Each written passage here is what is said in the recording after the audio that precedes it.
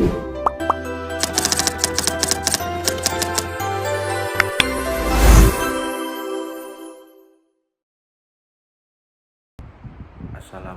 warahmatullahi wabarakatuh. Perkenalkan, saya Muhammad Rafil Aditya Pratama dengan NPM 2404 dari kelas Teori Administrasi Negara I041. Baik, saya di sini akan menjawab pertanyaan yang pertama mengenai mengapa COVID-19 di Indonesia menggunakan perspektif network governance. Network governance sendiri diterapkan pada penanganan COVID-19 di Indonesia karena pandemi merupakan problem masalah yang sangat kompleks serta memerlukan kolaborasi horizontal antar aktor lintas sektor sehingga dapat memunculkan hierarki vertikal tunggal sebagaimana teori yang ditemukan oleh Prof. Van dan Kennis yang menekankan jaringan untuk berbagai sumber daya, informasi, dan legitimasi dalam mengatasi adanya ketidakpastian tinggi. Konsep ini sangat relevan secara teori karena COVID-19 menuntut adaptasi dinamis karena pemerintah pusat seperti Kemenkes dan BNPB merumuskan adanya kebijakan nasional misalnya PPKM dan adanya vaksinasi sekitar 208 juta dosis. Sementara pemerintah daerah menangani implementasi lokal seperti tracing di tingkat kabupaten atau kota.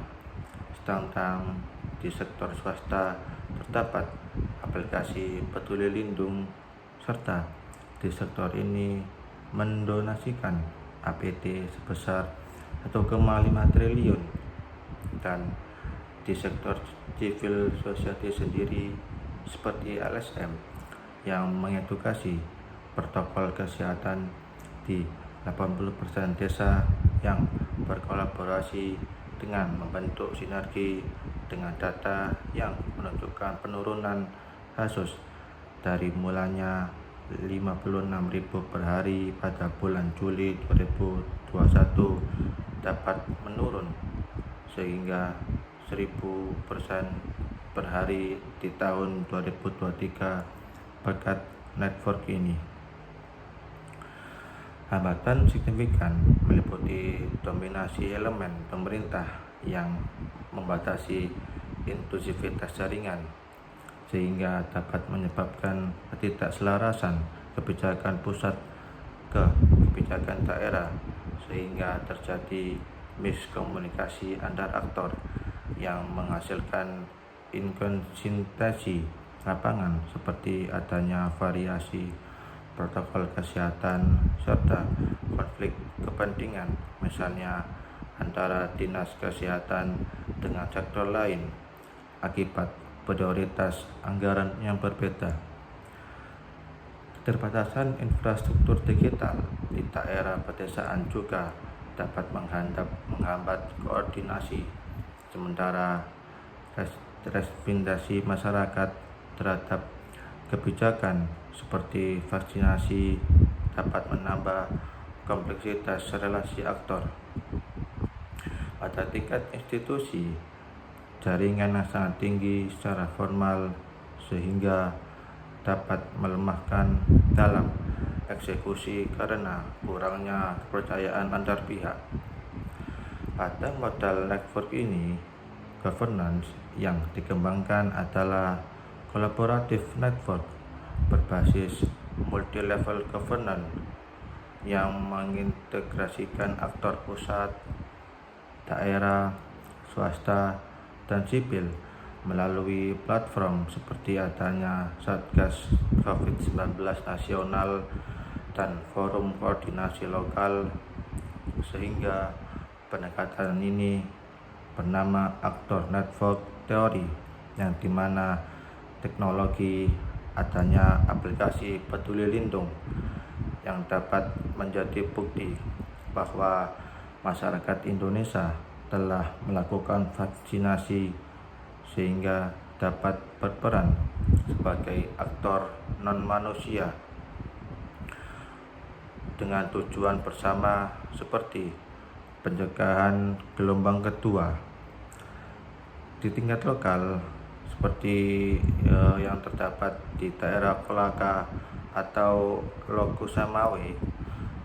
Model polisi network ini menekankan peran swasta dalam memfasilitasi pendukung meskipun masih bergantung pada arahan pemerintah, masih pada kepemimpinan yang kuat dapat dalam mengatasi kasus COVID-19 ini yang sudah terjadi beberapa tahun yang lalu dapat menyatukan visi dari model network governance ini. Ini dapat berevolusi menjadi dinamik governance pasca pandemik untuk adaptasi berkelanjutan.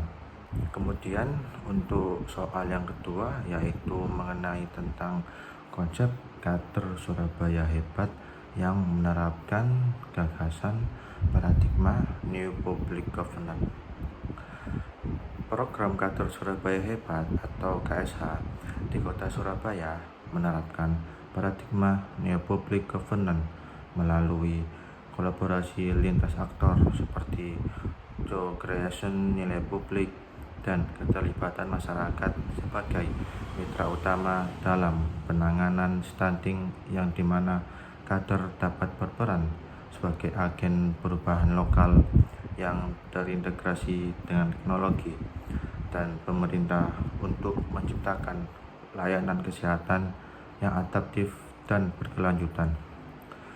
Paradigma NPG lebih menekankan dalam relational governance daripada hierarki atau kompetisi NPM. Terlihat dalam struktur KSH yang dimana melibatkan warga RW sebagai kader sekitar 28.000 dari 45.000 kader profesional. Pemerintah kota melalui Perwali nomor 14 tahun 2022 dan nomor 59 tahun 2023 serta Puskesmas untuk memonitoring gizi balita sehingga dapat menggeser fokus dari top down ke jaringan horizontal yang membangun kepercayaan dan inovasi bersama. Pendekatan ini berhasil menurunkan angka stunting di Surabaya menjadi terendah nasional melalui sinergi seperti aplikasi Sayang Warga untuk data real time dan gotong royong lintas sektor. New Public Governance sendiri diterapkan oleh KSH melalui prinsip job production di mana warga atau kader yang berusia 40 sampai 70 tahun secara aktif dapat mendata balita yang beresiko stunting, memantau larva nyamuk, posyandu lansia atau balita, serta kampung tematik yang dapat belajar sehat, asuh, aman, dan kreatif. Sementara pemerintah menyediakan pelatihan dan dana sebesar 500.000 per bulan per kader dari anggaran 13,4 miliar. Relasionalisme NPG tercermin dalam dukungan sosial, bersifat atau emosional, instrumental, informasi, apresiasi, jaringan yang dibangun kader perempuan melalui dialog tatap muka dapat membentuk komitmen bersama untuk pencegahan stunting melalui pengawasan remaja putri dan dredging gizi. Penggunaan aplikasi seperti Sayang Warga dan GPS Maps kamera memfasilitasi share governance yang memungkinkan pemerintah memonitor kinerja secara transparan dan warga juga dapat berpartisipasi dalam pengambilan keputusan lokal. Struktur aktor KSH dapat mencakup koordinator dan anggota per RT atau RW, misalnya 21 kader di RW 5 Balongsari, Puskesmas untuk fasilitas medis, kelurahan untuk koordinasi, dan warga sebagai penerima atau manfaat melalui komunikasi langsung seperti posyandu, Jumatik bulanan, serta adanya stunting signifikan seperti 22,3% di Putrajaya dan 27,6% di Kaliurungkut pada tahun 2022 sampai 2023. Kolaborasi ini dapat menciptakan nilai publik bersama seperti dapat meningkatkan kesadaran gizi dan kebersihan lingkungan yang selaras dengan NPG yang memprioritaskan outcome relasional atas efisiensi semata.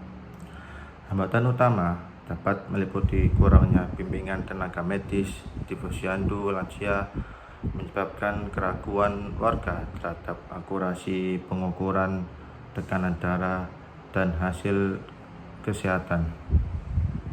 Minimnya rekomendasi kader terkait follow-up medis serta rendahnya partisipasi warga kos-kosan yang mayoritas imigran di RW seperti Balongsari akibat kurangnya sosialisasi dan resistensi terhadap program seperti abate larva yang menyebabkan keterbatasan kompetensi kader dalam layanan kesehatan kompleks yang menyebabkan anggaran terbatas, hanya 21% dialokasikan KSH dan infrastruktur tanah yang sempit untuk tanaman obat keluarga atau toga dapat menghambat optimalisasi meski komunikasi via aplikasi sudah baik.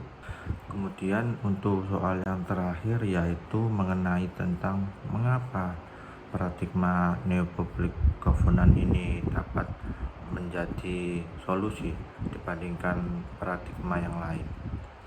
Paradigma neopublic governance sendiri muncul sebagai solusi unggul dibandingkan tradisional public administration dan neopublic management karena dapat menekankan kolaborasi jaringan multi aktor untuk menciptakan nilai publik holistik, mengatasi keterbatasan hierarki TPA yang masih kaku, dan fokus efisiensi masyarakat pasar neopublic management sendiri. Secara teoretik, neopublic governance mengintegrasikan warga sebagai pemangku kepentingan layanan publik, bukan sekedar subjek atau langganan, sehingga lebih adaptif terhadap masalah kompleks seperti krisis lingkungan atau pandemi. Paradigma ini dapat menggeser dari logika birokrasi tradisional public administration yang andal tapi lambat, serta dapat manajerialisme neopublic management sendiri yang efisien tapi dapat mengabaikan partisipasi demokratis menuju network governance yang fleksibel. Neopublic governance sendiri yang dikembangkan oleh Stephen Osborne sekitar tahun 2006 memandang pemerintah sebagai bagian dari ekosistem aktor lintas sektor untuk menghasilkan public value. Berbeda dengan tradisional public administration yang bergantung pada aturan hierarkis dan neopublic management yang memprivatisasi layanan demi efisiensi. Traditional public administration sendiri unggul dalam akuntabilitas vertikal, tetapi gagal pada inovasi karena kontrol ketat, sementara New Public Management sendiri berhasil mendesentralisasi tetapi dapat memicu fragmentasi dan korupsi akibat desentralisasi tersebut.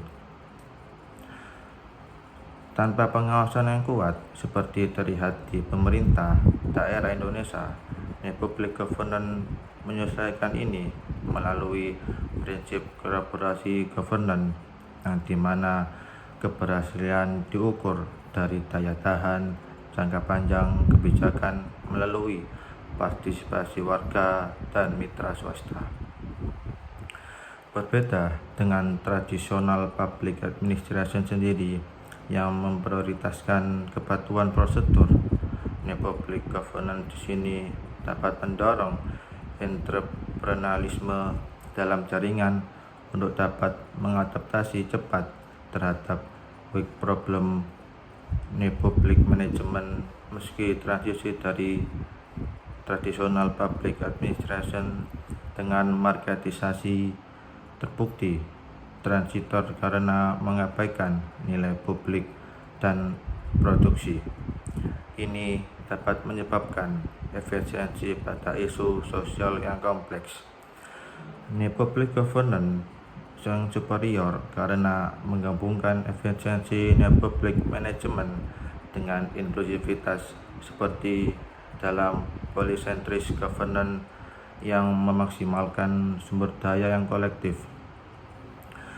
Contoh empiris yang terdapat di Indonesia seperti implementasi Komisi Informasi Publik atau KIP di Indonesia yang mencerminkan New Public Governance dengan pilar transparansi, partisipasi, dan inovasi melalui Open Governance yang mencapai skor 100% badan publik informatif pada tahun 2018 sampai 2019 meski sempat menurun di tahun 2020. Program Smart City di Jakarta juga menggunakan Collaborative Governance NPG yang melibatkan pemerintah, startup, dan warga dapat memotong waktu pengaduan layanan dari 7 hari menjadi 24 jam. Ini kontras dengan New Public Management di daerah yang justru meningkatkan korupsi melalui desentralisasi tanpa governance yang kuat, menegaskan New Public Governance sebagai solusi konseptual di Indonesia.